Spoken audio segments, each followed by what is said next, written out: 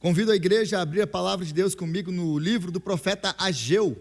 Nós continuamos a mensagem que nós começamos na semana passada, no livro de Ageu. Semana passada eu preguei do capítulo 1, do versículo 1 ao 15, todo o capítulo 1. Hoje eu continuo do versículo 1 ao 9 do capítulo 2. Então, Ageu, capítulo 2, versículo 1 ao 9. Inicialmente, eu pregaria do capítulo 1, do capítulo 2, versículo 1 ao 23, todo o capítulo 2. Mas, por óbvias razões, como vocês vão ver hoje, não daria para cobrir tudo hoje. Então, Ageu capítulo 2, versículo 1 ao 9, e diz assim a palavra do Senhor. No 21º dia do 7º mês, veio a palavra do Senhor por meio do profeta Ageu.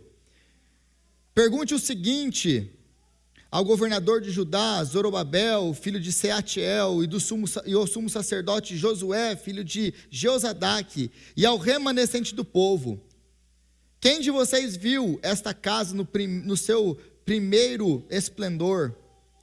Comparado a ela, não é como nada a que vocês veem agora? Coragem, Zorobabel, declara o Senhor. Coragem, sumo sacerdote Josué, filho de Jeozadaque. Coragem, ó povo da terra, declara o Senhor. Ao trabalho, pois eu estou com vocês, declara o Senhor dos exércitos. Esta é a aliança que eu fiz com vocês quando saíram do Egito. O meu espírito está entre vocês, não tenham medo. Assim diz o Senhor dos exércitos: dentro de pouco tempo farei tremer o céu, a terra, o mar e a terra seca. Farei tremer todas as nações, e eles virão para o desejado de todas as nações, e encherei este templo de glória, diz o Senhor dos exércitos. Tanto a prata quanto o ouro me pertencem, declara o Senhor dos exércitos. A glória deste novo templo será maior do que a do antigo, diz o Senhor dos exércitos. E neste lugar estabelecerei a paz, declara o Senhor dos exércitos. Palavra de Deus. Senhor, nós te exaltamos, ó Senhor dos exércitos, pelo privilégio de abrir a sua palavra. Agora nós clamamos: Deus, segundo a multidão da sua graça, que o Senhor venha abrir os nossos olhos, abrir o nosso coração, abrir os nossos ouvidos, dar-nos discernimento espiritual através do Espírito Santo, para que possamos entender a sua palavra hoje, para que a sua palavra hoje venha mesmo nos transformar, venha nos confrontar, mas venha também nos consolar e nos encorajar. Deus, glorifica o teu santo nome, exalta o nome de Cristo na exposição da sua palavra. É a nossa oração em nome de Jesus. Amém e amém. A primeira coisa que eu gostaria de notar com vocês nesse texto, se você prestou atenção na ênfase e na leitura, é quantas vezes o Senhor, ele fala com Ageu e ele profetiza, e ele termina dizendo: o Senhor dos exércitos. O Senhor dos exércitos. O Senhor dos exércitos. E por que isso aqui é importante? Porque nós olhamos às vezes e lemos a Bíblia muito rápido, e nós perdemos essas coisas, e nós não prestamos atenção no que nós estamos lendo, e passamos desapercebidos por algumas coisas, como por exemplo, a ênfase que Ageu dá no Senhor dos exércitos. E por que isso aqui é importante? Porque eles não tinham exércitos, porque eles são uma nação. Lembre-se do capítulo 1, o que está acontecendo? O ano é 520 a.C., eles já faziam 18 anos que eles tinham retornado à terra, depois do édito de Ciro, o rei da Pérsia, que os liberou para retornar para Jerusalém e para construir o seu templo, como nós vimos na última semana. Eles podiam voltar. 18 anos se passaram. Apesar de terem recebido o dinheiro e os materiais necessários para a construção do templo, o templo continua destruída, como nós vimos na última semana. Então Deus chama eles ao arrependimento. Esse é um povo pobre, um povo que tem uma tarefa muito grande de reconstrução, não apenas do templo, mas até da cidade de Jerusalém e das suas próprias vidas. É um povo que enfrenta a oposição, é um povo que está passando por problemas e não é um povo que tem uma soberania, como eram os reis antigos, fato esse mostrado na datação do livro, mostrando um rei pagão ao invés de um rei de Judá, ou um rei de Israel. Então tudo isso mostra a condição daquele povo. Então esse povo é um povo que está oprimido, que está sendo governado por um governante fantoche, mesmo que da linhagem de Davi, que é Zorobabel. Ele é descendente do rei Davi. Mas ele não tem autonomia nenhuma, a nação não tem autonomia nenhuma, eles então não têm exército. Mas por que Deus enfatiza o Senhor dos exércitos, o Senhor dos exércitos, o Senhor dos exércitos? Porque mesmo que a nação não tenha exércitos, o Senhor é o Senhor dos exércitos. Deus, ele não precisa de um exército humano. Ele não é o governante de um exército pequeno, humano, de uma nação. Ele é o governante de todas as hostes celestiais. Ele é o governante que governa todo o universo.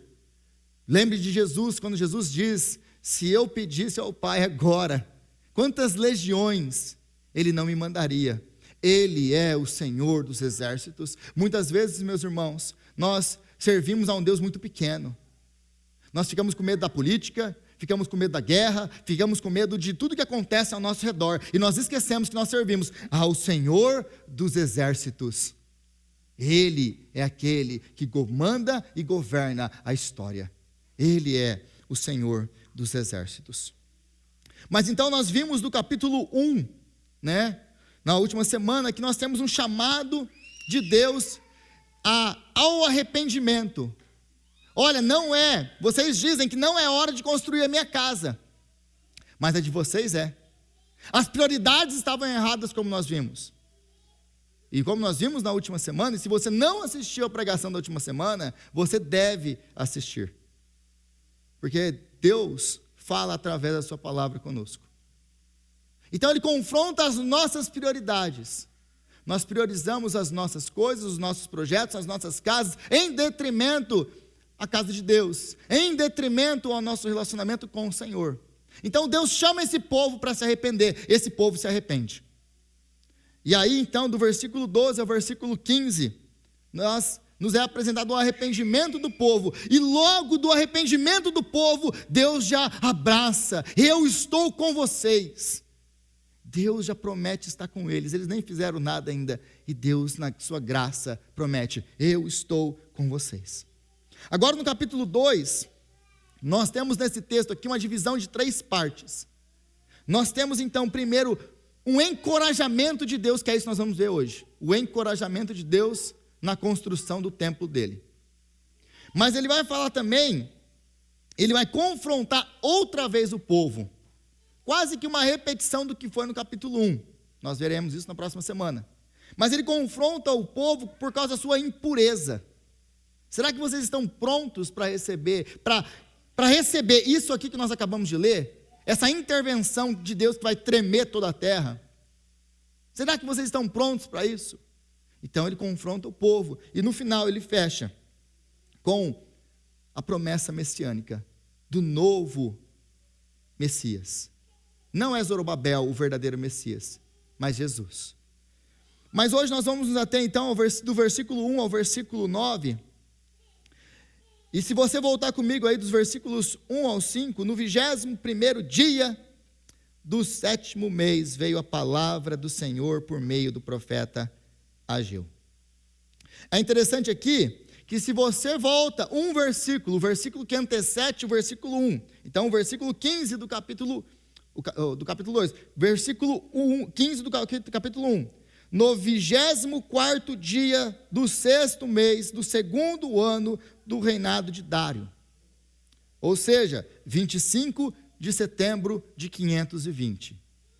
Próximo versículo, capítulo 2, versículo 1, no 21º dia do 7º mês veio a palavra do Senhor por meio do profeta Ageu. Ou seja, 27 dias depois. 17 de outubro de 520. Essa data é importante, marca isso aí. Então, no dia 17 de outubro de 520, a palavra do Senhor vem ao povo. 27 dias depois que eles começaram a reconstrução do templo. Lembra do chamado do capítulo 1. Construam o templo. Eles obedecem, eles temem ao Senhor, eles vão à construção do templo. E aí, 27 dias depois que eles começaram a construir, Deus precisa encorajar eles. Passou 27 dias e esse povo já está desanimado. Eles acabaram de começar a fazer a obra e o povo já está desanimado, já está querendo desistir. Não é desse jeito que nós também funcionamos muitas vezes? Porque às vezes a gente olha para esse povo, cara, que povo mais sem vergonha. Deus falou com eles, eles falaram o que ia fazer, e a gente é muito bom em bater nos israelitas no Antigo Testamento, mas não é exatamente isso que nós fazemos. Vou dar um exemplo, que como nós fazemos aqui sempre, todo ano, pelo menos uma vez por ano a gente faz isso.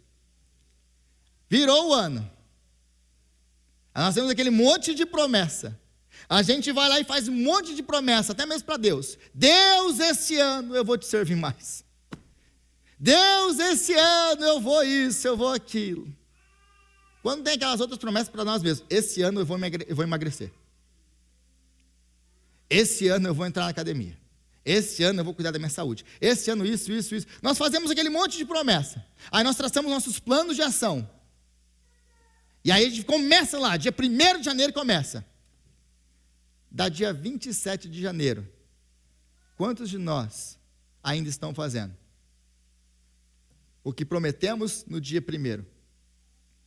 Então nós colocamos em prática, não dura 20 dias, quando chega no dia 27, né? Porque muitos de nós não passam da primeira semana, nós prometemos coisas que não passam de uma semana, quando chega depois do 2º dia. Vou fazer, não dura 2 dias. Então, esse povo acabou de começar a reconstrução e eles já estão desanimados. E Deus então tem que encorajá-los, Deus tem que trazer então, dar a eles ânimo, coragem, é o que ele fala aqui então, né?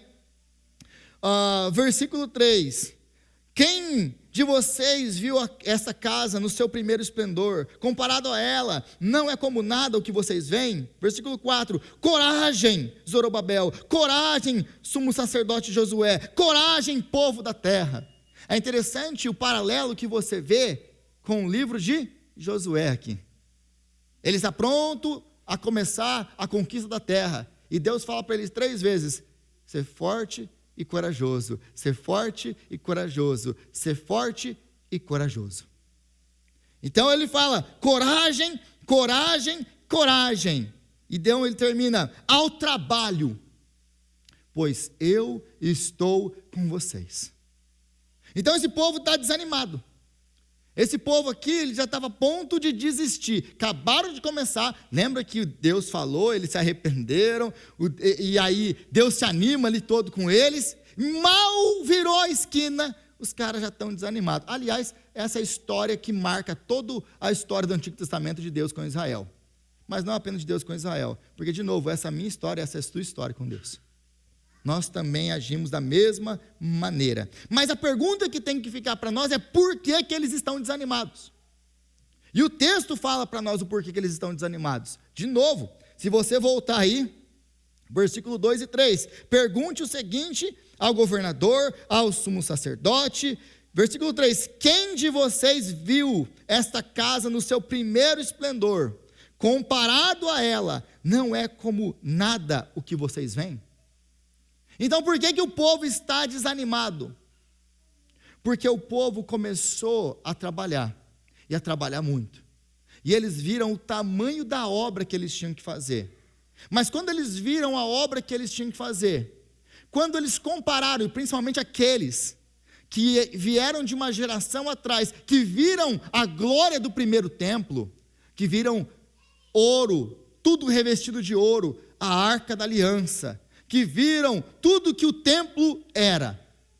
Essas pessoas, se você abrir o livro de Esdras, que é o background aí, o contexto dessa passagem toda aqui, que é o livro de Esdras, você vai ver que os velhos, os anciãos da nação, que olhavam os fundamentos e comparavam os fundamentos do antigo templo com o desse templo agora, eles choravam, e choravam muito.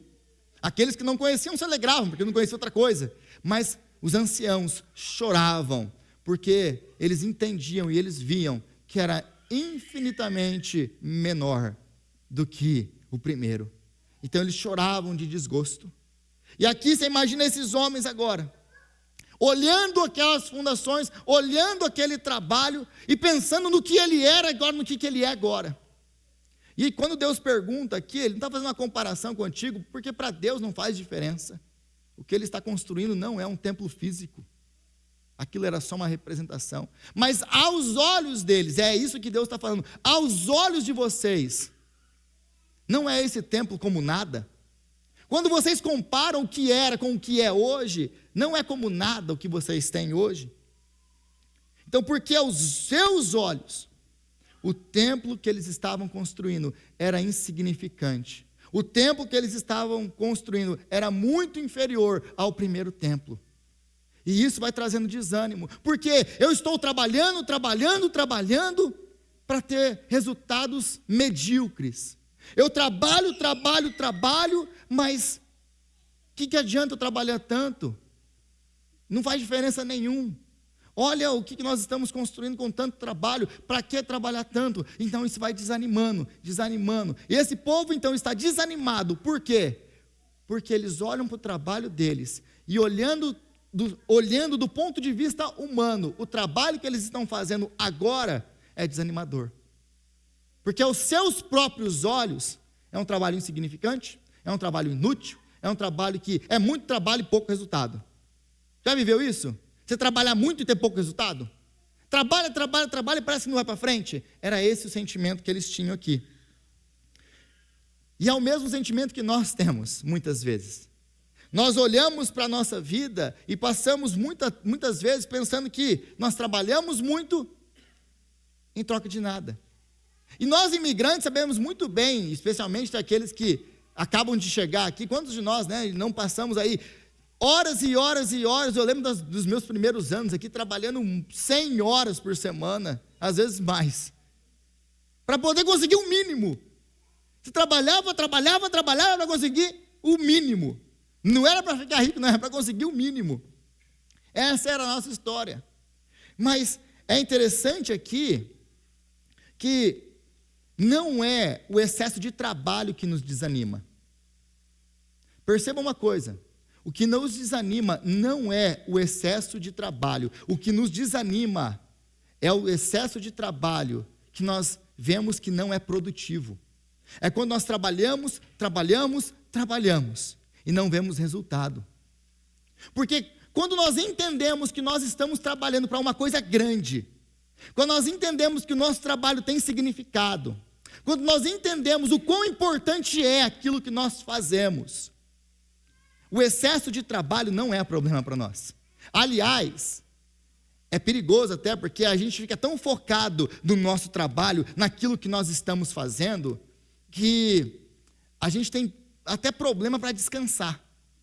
Nós temos que ficar sendo lembrados toda hora que a gente tem que pausar e parar. Você vê, por exemplo, esses CEOs, esses homens de negócio, eles não apenas amam o que eles fazem, mas eles amam o que eles fazem, porque o que eles fazem, eles entendem que é algo grandioso. Eles têm uma visão daquilo que eles fazem como algo grandioso, e isso motiva esses homens a dormirem pouco e a trabalhar muito.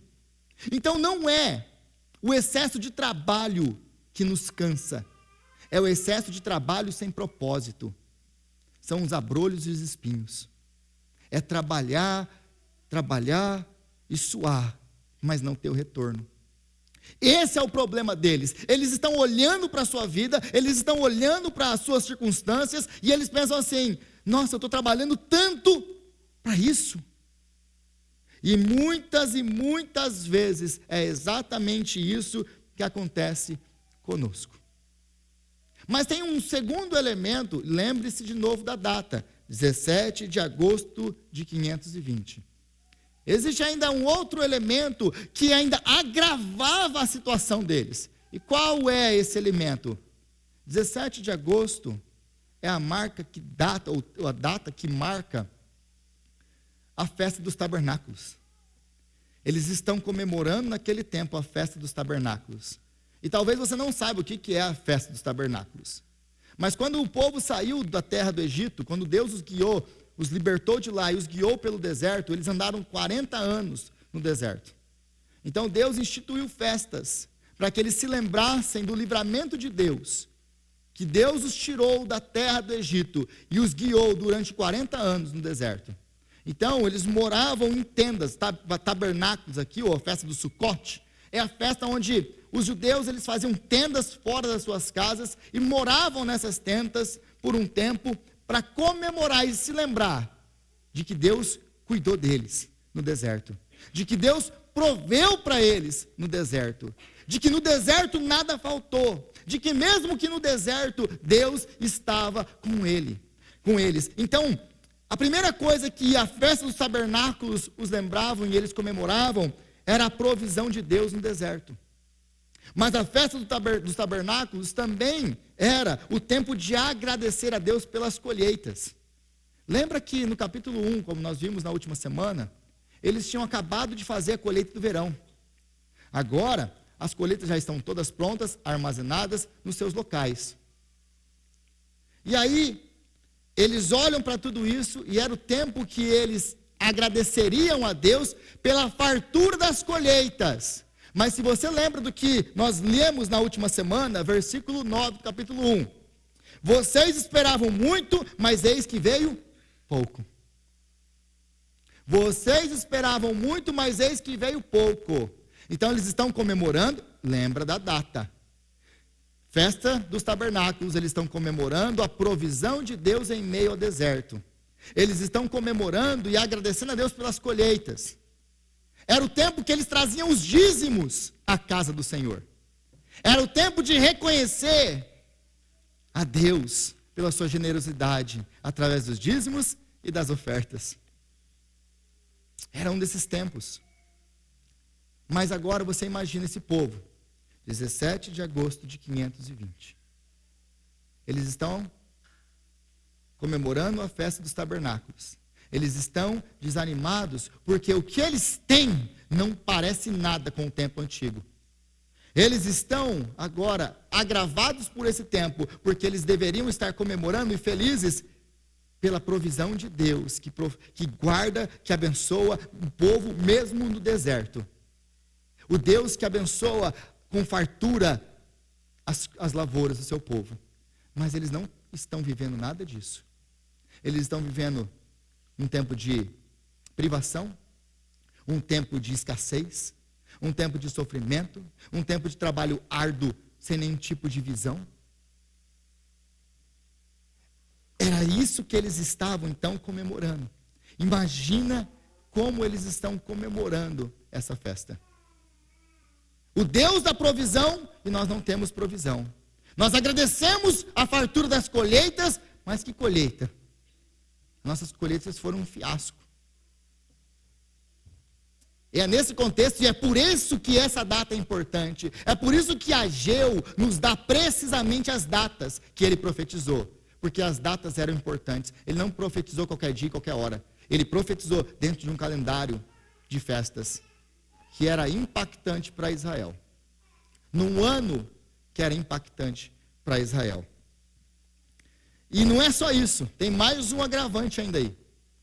Porque se você se lembra do livro de Reis, capítulo 8, você se lembra que é nesse tempo, no final da festa dos tabernáculos, que Salomão, o grande rei Salomão, ele vai dedicar o templo ao Senhor. Então eles estão passando por esse tempo. Imagina, se coloca no sapato deles agora. Você é um judeu vivendo em 520 antes de Cristo. Você está passando agora tudo que eles estão passando. Você está comemorando a festa dos tabernáculos para agradecer a Deus pela fartura das colheitas, mas não tem colheita farta. Você está agradecendo a Deus pela provisão dele, mesmo do deserto, mas não tem provisão. Você está agradecendo a Deus e louvando a Deus, se lembrando do grande templo do Senhor, que foi inaugurado. E lembra da inauguração do templo do Senhor? Eles sacrificaram tantos animais que não podia ser contado. O templo que era revestido todo de ouro, com a arca da aliança, a nuvem da fumaça da presença de Deus, a Shekinah de Deus, que enchia todo o templo. O grande rei que eles tinham, soberano, no trono. Eles olhavam para tudo isso, agora olha para a vida que eles estão vivendo. Não tem ouro mais no templo. O templo, aliás, está uma ruína. Não tem mais a imponência que ele tinha. Não tem mais um rei, descendente de Davi no trono, um grande e soberano rei.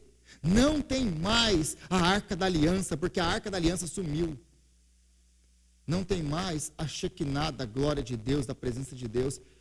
Era para comemorar a presença de Deus no meio do seu povo, e eles nunca se sentiram mais afastados de Deus. Tudo isso aqui é o que Ageu está querendo mostrar para mim e para você. Nos lembrar e mostrar para esse povo. Eles não tinham nada do que eles estavam comemorando. Então, é isso que eles têm agora. O que eles têm agora? Um templo mal acabado, que é muito inferior ao que era o outro. Eles eram um povo pobre. Eles não têm um governador. O que eles têm é um descendente de Davi, mas não é soberano. A arca da aliança, perdida. A presença de Deus, distante. Ou pelo menos era o que eles achavam que Deus estava. Tudo isso é o que eles estavam vivendo. Aí você vai entender Esdras 3, se você ler Esdras 3. Aí você vai entender o porquê que os antigos estavam chorando. Porque eles se lembravam muito bem do que era viver naquele tempo antes da destruição. Eles se lembravam muito bem.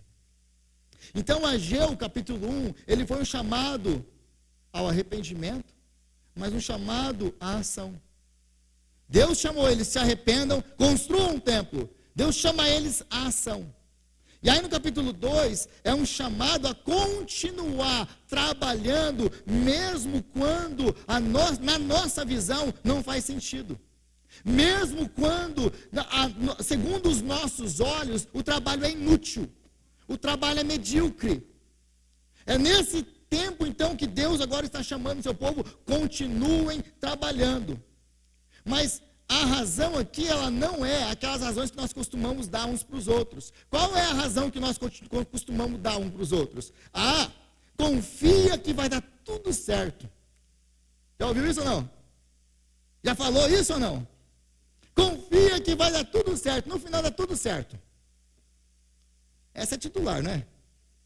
Aí a segunda que nós escutamos também é essa. Trabalha mais duro. Se você levantar cedo, dormir tarde, trabalhar mais duro, vai dar tudo certo também. As coisas vão mudar. A história vai ser transformada. A circunstância vai mudar. Trabalha mais duro que vai dar tudo certo. Mas essa não é a razão que Deus dá aqui. Deus não fala para eles, confia que vai dar tudo certo. Trabalha aí mais duro, vocês estão trabalhando muito pouco, trabalha mais duro que a situação vai mudar. Ele não fala nada disso. A razão para eles continuarem, Deus vai apresentar para nós, dos versículos 6 ao versículo 9. E ele vai dizer o seguinte: assim diz o Senhor dos exércitos, dentro de pouco tempo, farei tremer o céu e a terra, o mar, a terra seca, farei tremer todas as nações, elas virão para o desejado de todas as nações, e encherei esse templo de glória, diz o Senhor dos exércitos. Tanto a prata quanto o ouro me pertencem, declara o Senhor dos exércitos. A glória deste novo templo será maior do que a do antigo, diz o Senhor dos exércitos. E neste lugar estabelecerei a paz, declara o Senhor dos exércitos. Então a razão que Deus dá para eles aqui não é vai ficar tudo bem, não é trabalha mais, se esforça mais, que as coisas vão mudar. A razão que Deus dá para eles aqui é que Ele está agindo, é que Ele está fazendo uma coisa tão grandiosa, que mesmo que eles não percebam, mesmo que os seus olhos não consigam captar, Deus está construindo algo glorioso. É isso que Deus está fazendo. E essa é a promessa. É assim que Deus quer fortalecer o seu povo. É com o entendimento de que eles estão participando de algo glorioso que Deus está fazendo. Então é a visão do futuro que nos dá forças para continuar trabalhando no presente. É quando nós olhamos para aquilo que não se vê, porque aquilo que se vê é passageiro, mas aquilo que não se vê é eterno. Meus irmãos, a correta visão escatológica, a correta visão do futuro, a correta visão daquilo que Deus está fazendo no mundo, é o que nos mantém trabalhando, é o que nos mantém confiando, é o que nos mantém acreditando, mesmo quando os nossos olhos dizem que não é assim, mesmo em face às dificuldades, mesmo em face aos sofrimentos. É essa visão correta do que Deus está fazendo que vai nos manter trabalhando, não os resultados. Não são os resultados. Então nós vivemos o mesmo desânimo de Ageu hoje. E essa palavra não é para o tempo de Ageu, porque você pensa que eu estou falando de Ageu. Eu não estou falando para aquele povo de Ageu. Eu estou falando para o povo em 1º de março de 2026. Porque essa palavra é para a minha vida, essa palavra é para a sua vida. Nós somos do mesmo jeito que eles. Nós vivemos desanimados ainda hoje. E seja o desânimo pelo trabalho ministerial, para o nosso trabalho na igreja, seja o desânimo do nosso trabalho com os nossos projetos pessoais. Nós vivemos essa crise de Ageu. Nós trabalhamos, vivemos desanimados. Por que nós vivemos desanimados? Porque nós não enxergamos aquilo que Deus está fazendo. Nós vivemos desanimados, para baixo, cansados. Não é o excesso de trabalho. É não entender aquilo que Deus está fazendo na nossa vida e através de nós. É essa a nossa frustração. O nosso trabalho parece infrutífero. Parece que trabalhamos e não temos resultado. É isso que nos traz a frustração. Mas na igreja, e eu vou falar da igreja porque é onde eu estou e é onde vocês todos estão, o que vale também para a sua vida pessoal. Mas eu quero dar alguns exemplos. E é muito difícil mesmo, meus irmãos, se manter animado quando nós não vemos os resultados. É muito difícil nós trabalharmos no ministério e quando nós não vemos resultados. Parece que a gente trabalha e não muda nada. Parece que você prega e ninguém muda. Parece que você ensina e ninguém entende. Parece que nós fazemos e tudo que nós fazemos é inútil e insignificante. É isso que desanima. Então, o trabalho ministerial é realmente difícil. Trabalhar na igreja, e seja lá em que ministério você trabalha na igreja. Muitas vezes nós estamos trabalhando e aí você olha aquele trabalho com as crianças. Nossa, isso aqui parece insignificante. Isso aqui parece inútil. Você talvez está recebendo a pessoa ali na porta e pensa, nossa, o meu trabalho não tem significado nenhum, não tem sentido nenhum. Talvez você está servindo lanche e você pensa, nossa, o que é isso? Para que eu faço isso? E nós vamos servindo desanimados. E aí a gente começa a fazer o quê? Murmurar. Reclamar. Por que eu pego isso aqui? Para que eu faço isso? Porque nós não enxergamos aquilo que Deus está fazendo em nós e através de nós. Então nós começamos a desanimar, porque parece que nós estamos fazendo é insignificante e é inútil. E aí, você começa a ficar desanimado, porque você faz alguma coisa e ninguém nota. Porque você conta com as pessoas que falaram e deram a palavra para você, mas na última hora elas cancelam. Você prepara uma reunião e 5 pessoas aparecem. Você se dispõe a fazer e ninguém dá valor. Eu estou falando da igreja. Independente do ministério que você está. Porque se você está no ministério, você já escutou isso. Você vai me desculpar, mas apareceu isso, mas apareceu aquilo. Sempre tem uma emergência, porque a prioridade não é Deus. Sempre tem uma desculpa. Quantas pessoas você não manda uma mensagem e nem retornar para você tem a dignidade de retornar? Sabe, meus irmãos, muitos pastores me falaram que você tem que mandar mensagem para os crentes, para a igreja. O crente não foi para a igreja, você tem que mandar mensagem. Meus irmãos, se eu ligar para você porque você não veio para a igreja, é porque eu estou realmente preocupado com a sua saúde física, emocional, mental, alguma coisa aconteceu para mim e está te ligando. Porque se tem uma coisa que eu não faço e é intencional, isso é intencional, já vou avisar para vocês de púlpito, eu não fico ligando para crente vir para a igreja, porque eu não quero que você venha para a igreja porque eu estou te ligando. Porque se você não vem para a igreja por causa de Cristo, não venha por causa de mim. Porque se o seu relacionamento não com Cristo não vale a pena você sacrificar, abre aspas, né? Um pouquinho do seu tempo para servir o Senhor, para estar com os irmãos e adorar esse Deus santo, que entregou o filho dele, que realmente sacrificou a vida dele, para que você pudesse ter acesso a ele aqui, meus irmãos, para que eu vou ficar te ligando? Eu não vou te ligar. Então, se você gosta de ser paparicado por pastor, aí o pastor nem lembrou de mim. Tem algumas pessoas que eu sei que não faltam em culto. Se faltou em culto, eu sei que está acontecendo alguma coisa, eu vou ligar. Agora tem gente que tem escala, já falei escala aqui, né? Aqui na igreja funciona assim, para aqueles que não conhecem ainda. Nós temos a escala de uma vez por mês. Aqueles que vêm uma vez por mês na igreja. Tem aqueles que vêm de cada 15 dias. 15 eles estão aí. E, geralmente eles vêm na ceia, aí ele vem no próximo, que aí sempre bate a ceia, né? Aí os outros 2 estão de folga. Aqueles que vêm 3, e aqueles que vêm 3 falam, fui 3 vezes já, hein? A próxima é folga. E o duro que você pensa que eu não vejo padrão, né? Meus irmãos, eu sou ótimo em ver padrões. Eu fui treinado para olhar, analisar dados. Eu sou ótimo em ver padrões. Aí eu sei quem tem as escalas aqui. Eu sei que a pessoa que veio na escala hoje, da ceia, semana que vem não está aqui. Eu posso falar pelos nomes, que não está aqui na próxima semana. Você pensa que eu não sei. Gente, eu só tenho cara de bobo e jeito de andar. Eu não sou. Eu sou mais inteligente do que vocês pensam.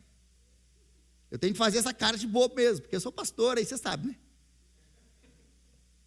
Então, se você não está aqui por causa de Cristo, por que eu vou me desgastar?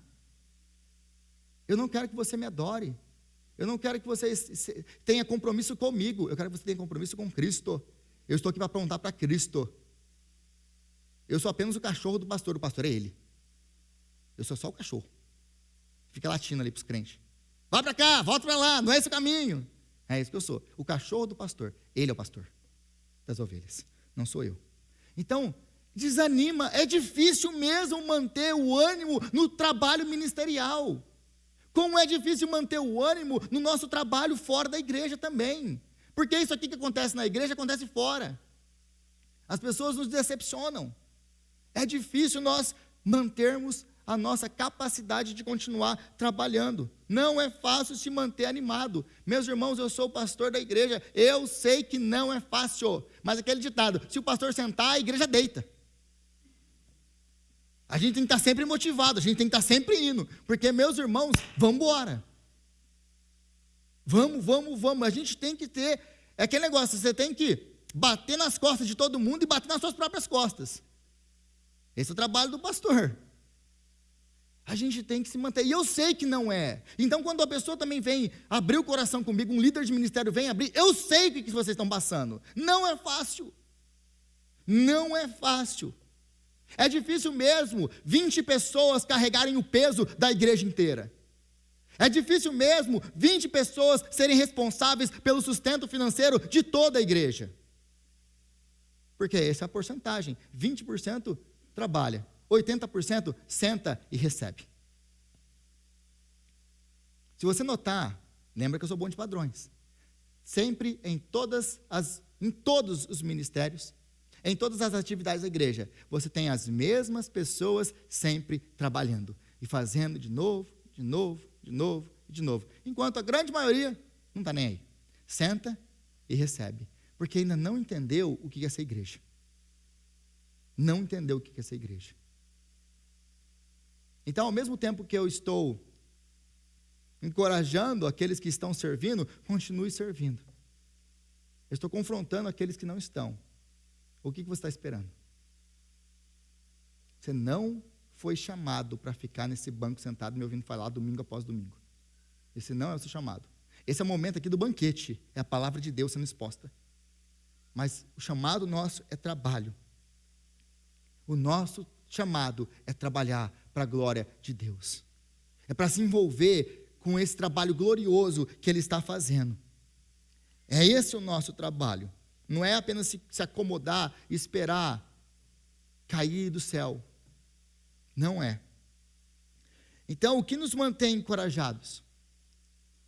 Essa é a pergunta. O que nos mantém? O que me mantém encorajado a continuar trabalhando? Aí, o versículo 5, ele nos dá a primeira resposta aí. Versículo 5, ele diz assim: esta é a aliança que eu fiz com vocês, quando saíram do Egito. O meu espírito está entre vocês. Não tenham medo. Então, o que mantém a gente encorajado? Sabe o que mantém a gente encorajado a continuar? Em primeiro lugar, é saber que o Deus que agiu há tantos anos atrás na história de Israel, que estendeu a sua mão com poder, que fez grandes milagres lá no Egito, tirou o povo de lá, levou o povo para a terra prometida, que cumpriu todas as suas promessas que ele fez para os patriarcas. Esse Deus, é isso que Ageu aqui está nos dizendo. É isso que ele está nos dizendo no versículo 5. Esta é a aliança que eu fiz com vocês quando saíram do Egito. O mesmo Deus que estava com vocês no Egito é o mesmo Deus que está com você hoje. O mesmo Deus, povo de Ageu, que estava com o povo de Israel quando saíram do Egito, é o mesmo Deus que está aqui hoje para que vocês reconstruam um templo. Igreja Penuel, o mesmo Deus que estava com o povo de Israel no Egito e tirou-os de lá, é o mesmo Deus que está conosco hoje nessa igreja, trabalhando através de nós e em nós. É o mesmo Deus. É o mesmo Deus que fez grandes coisas no passado e que quer fazer grandes coisas hoje. É o mesmo Deus. E o seu Espírito vive em nós. E o meu Espírito está entre vocês. Mas, meus irmãos, por causa de Cristo Jesus, nós podemos dizer, e o Espírito do Senhor está em nós. Não apenas entre nós. Ele está em nós. Ele habita no seu povo. Ele está conosco. E como que nós nos mantemos encorajados? O que nós podemos mais aprender? Além de saber que Ele está conosco, a segunda coisa que eu já disse, já li antes, dos versículos 6 ao 9, assim diz o Senhor dos Exércitos: dentro de pouco tempo farei tremer o céu, a terra, mar e terra seca, farei tremer todas as nações, elas virão para o desejado de todas as nações, e encherei esse templo de glória, diz o Senhor dos Exércitos. Tanto a prata quanto o ouro me pertencem, declara o Senhor dos Exércitos. A glória deste novo templo será maior do que a do antigo. Então, o que nos mantém firmes na obra do Senhor, animados para trabalhar para o Senhor, animados para trabalhar em qualquer área da nossa vida, porque isso não serve apenas para a igreja, isso serve para qualquer área, seja lá no seu trabalho, onde quer que você esteja, isso aqui serve para você lá, aqui na igreja, mas lá no seu trabalho, em qualquer área da sua vida. É saber que Deus está fazendo grandes coisas em nós e através de nós, e fazermos para a glória dEle. Deus está fazendo uma grande obra para a glória do nome dEle, e nós fazemos parte disso. E aí, lembrar que, por mais insignificante que o nosso trabalho possa parecer, aqui, nós devemos sempre nos lembrar, meus irmãos, Deus está nos usando para construir um templo glorioso. Por mais insignificante que o seu trabalho ministerial seja, Deus está usando você e o seu trabalho para construir um templo glorioso, para trazer a glória que nos é prometida no livro de Apocalipse, no capítulo 21, onde o segundo templo e último templo de verdade vai descer. E nós estaremos com o Senhor, e o tabernáculo do Senhor estará com eles, e eles estarão com o Senhor para sempre. Deus está trabalhando para esse fim. A edificação do templo Mas o templo aqui, nós temos que entender aquilo que o Novo Testamento fala, para não interpretarmos isso aqui de maneira errada. O templo aqui é a igreja de Jesus Cristo, que é o corpo de Cristo. O templo é Cristo. Ele é o templo glorioso. Às vezes eu vejo cantores e pregadores falando: a glória da segunda casa será maior do que a primeira, como se alguma coisa ainda tivesse que acontecer. Sim, nós esperamos Apocalipse capítulo 21, mas a glória já veio, e o verbo se fez carne e tabernaculou entre nós. Ele é o templo, para onde esse templo apontava. Deus estava trazendo, é nesse templo que Jesus vai ser apresentado.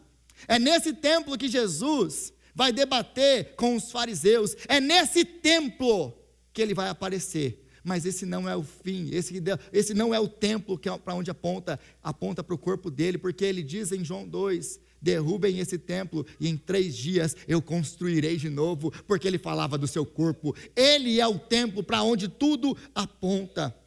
Então, Deus está nos usando para construir. Lembre-se que nós somos o corpo de Cristo, o templo somos nós, porque o Espírito Santo habita em nós, e nós então somos o corpo de Cristo, o templo que é a igreja de Cristo. Esse é o verdadeiro templo que é a igreja.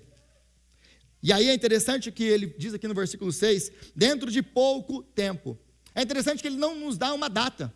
Dentro de pouco tempo. Eu falo para você, olha, dentro de pouco tempo eu vou pregar. Tá, mas e o que isso significa? Cadê a data? Cadê o dia? Não tem. Então é interessante por quê? Porque Deus fala dentro de pouco tempo, mas ele dá um senso de urgência, mas não fala quando. Eu vou fazer grandes coisas, farei tremer o céu, a terra, os mares e todas as nações. Ou seja, aquilo que Deus vai fazer, aquilo que Ele está prometendo aqui em Ageu, vai bagunçar e vai desfazer toda a ordem cósmica. Todo o mundo vai ser afetado por aquilo que Deus vai fazer. E o que Ele fez? Nos enviou o Filho. Ele fez tremer os céus, a terra e todas as nações por causa do Filho. Encherei o templo de glória e de riquezas. É o que Ele nos promete aqui. Que glória! A glória de Deus, a Shekinah de Deus, nunca voltou para esse templo aqui que eles reconstruíram. Deus nunca voltou para lá, porque não era desse templo que ele estava falando. O templo, ele era de novo Cristo, que se fez homem e habitou entre nós. Ele é o esplendor da glória de Deus. A imagem de Deus perfeita é Cristo. Então ele vem, ele fala aqui que Jesus é a glória desse templo. É Jesus que enche a terra, as nossas vidas e tudo da glória de Deus. Ele é o verdadeiro templo para onde tudo apontava. Então foi através dele que Deus trouxe a verdadeira paz, através do seu sangue. Porque é isso que ele diz aqui: a glória deste novo templo será maior do que a do antigo. Ela será infinitamente maior, porque o próprio Deus se fez carne e habitou entre nós. Mas aí ele diz: e neste lugar, ou seja, é neste templo glorioso, que é maior do que o primeiro, que é mais glorioso do que o primeiro, é neste lugar que eu estabelecerei com vocês a minha paz. E como que ele faz isso? Através do sangue de Jesus Cristo derramado. É aqui que ele estabelece a paz. Nós temos paz com Deus, porque Cristo Jesus, o nosso Senhor, morreu para nos dar paz. Então nós devemos tomar muito cuidado com a tentação de avaliar o que Deus está fazendo pelo que nós conseguimos ver. Nós devemos tomar cuidado com essa tentação de olhar para as coisas e para o nosso trabalho e olhar e ver, isso aqui é insignificante. Porque aquilo que eles viam como fracasso, Deus estava olhando já com olhos de glória. Aquilo que eles olhavam como insignificante, Deus estava trabalhando para trazer a sua glória, para manifestar a sua glória. Aquilo que eles olhavam então como fracasso, Deus via como a transformação de toda a história. Então Ageu nos ensina aqui que a solução para o desânimo não é mais esforço, não é trabalho redobrado, não é pensamento positivo, não é nada disso, mas é entender que o Deus que abriu o Mar Vermelho, o Deus que fez o Monte Sinai tremer, o Deus que encheu o tabernáculo com a sua presença, é o Deus que está conosco e que habita em nós. É isso que vai nos deixar encorajados e motivados a continuar, quando nós não temos motivos para continuar, quando nós estamos desanimados. É se lembrar que Ele prometeu fazer em nós e através de nós grandes coisas. Deus então está fazendo uma grande obra, e o nosso trabalho hoje, mesmo que pareça insignificante, está sendo usado para edificar este novo e glorioso templo, que é a Igreja de Jesus Cristo. Então, meus irmãos, a palavra que fica para nós é coragem e mãos à obra. Coragem, e vamos continuar trabalhando para a glória do nome dEle.